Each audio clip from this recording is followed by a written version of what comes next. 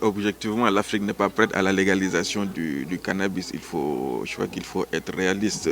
Nous avons essayé juste de montrer des modèles de pays où on a légalisé le cannabis, essayer de voir comment cela a été mis en œuvre, quel a été l'impact sur l'utilisation, la consommation du cannabis, essayer de voir un peu quels sont ces enjeux. Tout à l'heure, nous aurons des présentations sur le Nigeria et sur justement la culture du cannabis au Sénégal pour voir quel est le sort qui peut être celui des cultivateurs de cannabis, par exemple dans le sud du Sénégal, si demain on maintient cette interdiction-là, ou bien alors quel pourrait être leur sort s'il y a une légalisation du cannabis à des fins médicales, je le précise très fortement, c'est à des fins médicales, quel peut être l'impact sur justement le développement économique de cette zone du pays.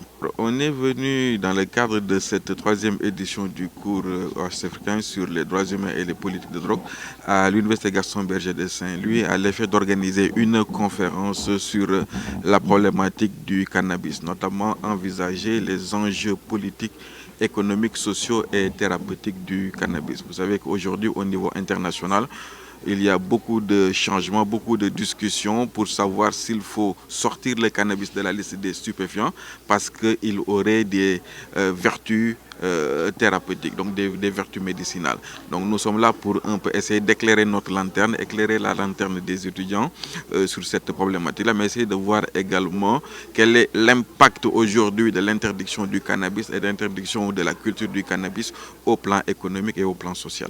En général, quand on parle de cannabis thérapeutique, les gens s'imaginent qu'il s'agit de se mettre dans son coin et de fumer son joint de cannabis pour soigner une maladie. Non, il s'agit plutôt de prendre la feuille de cannabis et d'extraire les principes actifs afin de pouvoir produire des médicaments.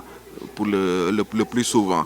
Et ça, c'est la base de tout médicament. C'est partir d'une plante, si ce n'est pas un médicament de synthèse, c'est de partir d'une plante pour en sortir des principes actifs et donc pouvoir soigner.